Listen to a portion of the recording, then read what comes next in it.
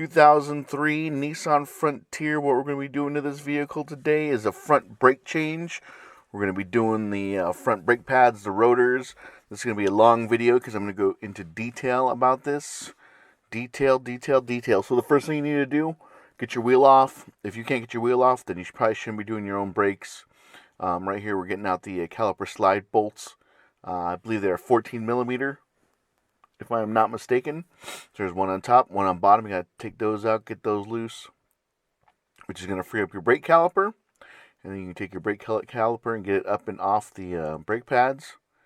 And then that will give you access to get your brake pads out. So right there, pulling the caliper off. Not much to it. And then you have access to your brake pads. One in the front, one in the rear, or one on the outside, one on the inside. When you reinstall them, make sure you don't put them backwards. Make sure that the friction material is actually facing towards the rotor and not the metal facing to metal. I've seen and heard horror stories of guys putting brake pads on the wrong way, where the metal backing plate is actually facing the rotor, which you'll hear an awful sound if you do that. So right here, I'm taking off the caliper bracket. Just getting a 3/8. I believe the bolt was a 17. But yeah, I just had to use a hammer to get them loose. When you reinstall them, I like to torque them down to 85 to 100 foot-pounds, the top and the bottom. So you're gonna want to take those out. You can see they're bigger bolts. They have a lock washer on them, so don't forget that lock washer when you reinstall them. So just showing you the size and length of the bolts. So this hub, this is a two-wheel drive truck. It's a Nissan Frontier. I'll put a list down below that cover all the vehicles that have these brakes. But this hub looks more like a four-wheel drive hub than anything. So it's kind of an overkill for this tiny little truck. Got to get the dust boot cap off right here. Just going around with a screwdriver. Just a slim piece of metal trying to get between the hub and the dust cap to get that off. Once you get that off, get a little bit of room, you can get in there. Turn the screwdriver, the flat-headed screwdriver, turn a little bit, or rotate it, I should say, and you'll get the cap off.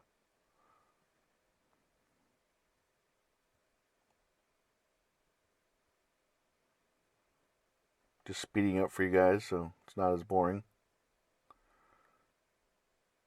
Yeah, I got it off. There you go. Grease inside there. So you're going to experience a cotter pin. Actually, you're going to have like a cotter pin right there. 1, 2. So right there, when you get the dust shield off, you're going to see a cotter pin. You got to get that cotter pin free and clear. Easiest way to do that is cut it loose. We just hammered it out. And then you're going to find a shield that I'm pulling off right there, that the cotter pin gets set into, keeps it from turning, goes over the nut. Then we used a 1-inch socket to get the nut off. It wasn't on there all that tight. I believe the torque spec when you reinstall is 25 foot-pounds. So on the driver's side, we were able to use our hand with just the socket and get it loose. But on this side, we had to get a 1/2-inch ratchet to break it loose, but it really wasn't on there tight. Like I said, it's 25 foot-pounds. So you get that nut off, and you have a metal shim. The metal shim actually only goes in one way.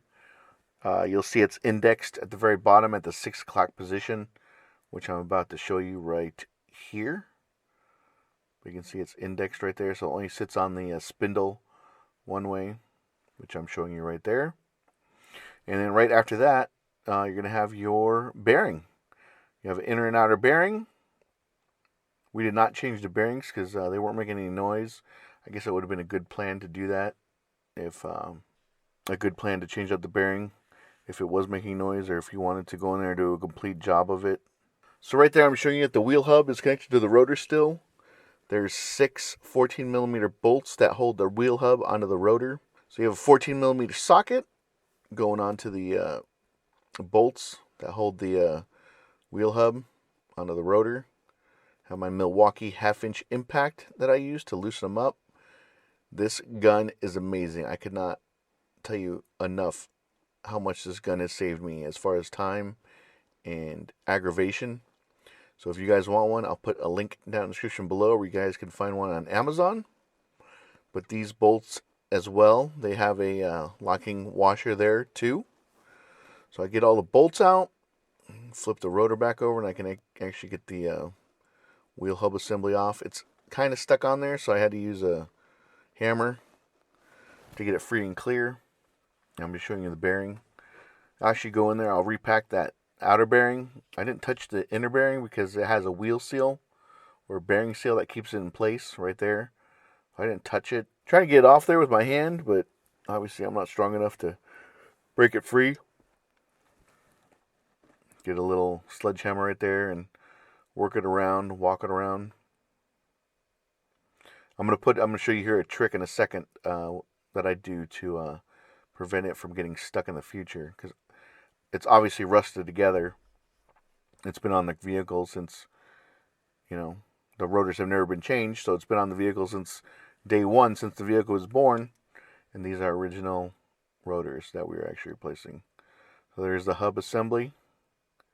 I'm showing you. We got it separated. Now I'm going to bring in the new rotor. There's a new rotor. I'll put some links down in the description below. I'll actually put links down in the description below for all the parts and all the tools that I used, as well as some other Bundy approved tools and chemicals that I use pretty much on every single job that I do. So the trick that I use is anti-seize. Put a little bit of anti-seize on the hub, right where the hub and the rotor actually marry up, or merge together, if you want to say. Just a little bit will do you. Just a little dab will do you is what I'm going to tell you to do right there. Just rub it on there, and that way it prevents it from rusting onto the rotor. And maybe it'll be you who works on the truck next time, or someone else, but whoever works on it will have the pleasure of not having the hub and the rotor get stuck together. So right there, I'm just lining it up, just trying to eyeball it so I can get the bolts in place. But I need to flip it back over to get the 14mm bolts to line up. So there, I'm just showing you that I'm lining them up. Once you get them lined up, just start one by hand, go to the other side 180 out, and put in another bolt. I zip them down with the Milwaukee 1/2-inch impact, but then I go around in a star pattern, and I torque those down to, I think it's 24 foot-pounds, 22 foot-pounds. See right there, I have my 1/2-inch torque wrench. Hold the rotor, and then click it into place. Okay, now I have some Mobil 1 synthetic grease. I'm going to repack the outer bearing, and then repack the hub as well. There's videos online if you guys need to see how to really pack a bearing. But my dad always taught me to start at the top, push the grease down in between the open part. You can see what I'm doing there. And once you get it kind of started, you just go ahead and push it down all the way into the bearing. Usually if the bearing didn't have any grease, you could actually do it on your palm of your hand. Just Google or just search on YouTube how to pack a bearing with grease. I'm sure there's hundreds of thousands of videos showing you guys how to do that. I don't have any on YouTube. Maybe I should make a video. If you guys want to see a video on how to pack bearings, let me know. I'll show you. So get a new cotter pin, putting the cotter pin in. I'll put a picture up of how this actually sits. I kind of rushed through this, didn't show you everything. But obviously it'd be the reverse of the way you took it off, but I'll show you a picture of it right here so you guys can see the whole hub assembly. Rotor, spindle, nut, bearing, inner and outer, seals. Making sure it slides well. Okay, so the torque spindle nut is 25 to 29 foot-pounds. I'll put more information in the description below, but right there's a picture that you can see of the actual breakaway of what it looks like when it's all put together. So if you guys need to, just pause it right there, take a look. Okay, getting the dust cap back on. Let's make sure that the hub and the rotor all spin together correctly. Go ahead and put the cap back on. Do not forget to put the cotter pin in. The cotter pin prevents the nut from spinning out and that whole wheel and everything coming off on you going down the middle of the road. So do not forget to put the cotter pin in.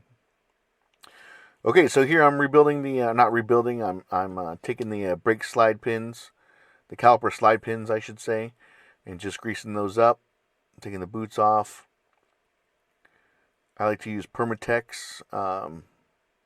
What is it? Brake caliper grease. It's orange in color, and clean them off first. You can clean them off with a rag. Get some brake cleaner. Clean them off that way. And then go ahead and put a light coating of Permatex Silicone Ceramic Extreme Brake Parts Lubricant. Like I said, I'll put a link down in the description below. But it's Permatex Silicone Ceramic Extreme Brake Parts Lubricant is what I'm using there. So the key thing to remember here is when you're doing your caliper slide pins, you always want to make sure your slide pins work. And when I say work, you want to make sure that they slide in and out properly. Because a lot of times when you see uneven brake wear, like one brake pad has a lot of braking material left. The other pad has nothing left or very little. It's because the caliper slide pins are not properly moving in there. Because a lot of guys don't take the extra time to go in there, clean the caliper slide pins off, clean any old grease off of there, or they use the wrong type of grease. And you get, weird problems like that where brake pads don't wear evenly down the road when you don't take care of things when you're doing the brake job. So just do it correctly. Take your time. You're saving money by watching videos like this one. So if you can, it really helps me out if you guys can subscribe to my channel. I know a lot of you guys are new to this channel because I can see the analytics. So I know there's not a lot of people that subscribe and rewatch my videos. So if you're new to my channel, this has helped you save money, please subscribe. Okay, so right here, I'm spraying down with brake cleaner not the slide pins. It's basically where the brake pad slides on the brake caliper. There's little metal shims that need to be cleaned up, and I'll put the Permatex on that as well to help the brake pads slide back and forth. Some guys put the stuff on the back of the brake pad. I don't do that because it didn't come from the factory that way. I hate it when guys do that. 50% of the mechanics out there do it, 50% of the mechanics don't. I think it just creates a place for dirt and grime and grease to collect if you're going to put grease on the back of your brake pad. So I don't do it. And also, you run the risk of getting grease on your friction material. So I'm just putting the bracket back there, just making sure that just showing you which way it fits or how it should fit on there. You bring your two bolts back in. I believe those are 17 millimeters. One's actually longer than the other one. The top one is longer than the bottom one. And then once I get them all started and in place, I torque them down to 85 to 100 foot-pounds. Because you do not want those coming loose going down the road. So right there, I almost forgot the locking washer. So I'm showing you, don't forget that. Don't forget the locking washer. I'm just using a 3/8 ratchet to run them down. Now I'm getting my torque wrench out. So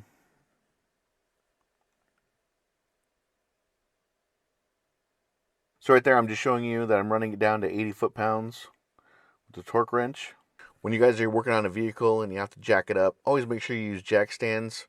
Make sure those jack stands are flat because you're working on a flat paved surface. Don't run the risk of having the jack fail on you and you get stuck under the vehicle. So right there, I was just using some brake cleaner, cleaning off the rotor. Now I'm reinstalling the new brake pads. I already put the back one in, and then I was just showing you the front one. So there you go. There's the whole setup. Now right here we need to push the piston back into the brake caliper.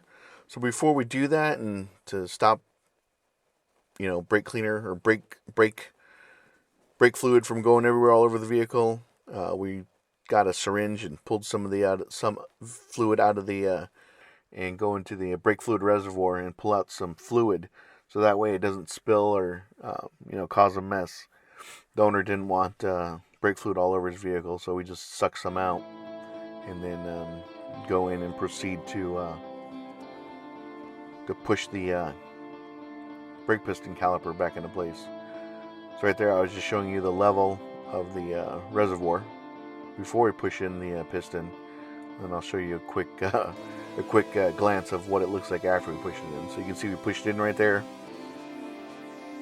It's all set and ready to go, because you have to push it back in to make room for the new material on the brake pads. So right there I showed you what it looks like after we pushed it in.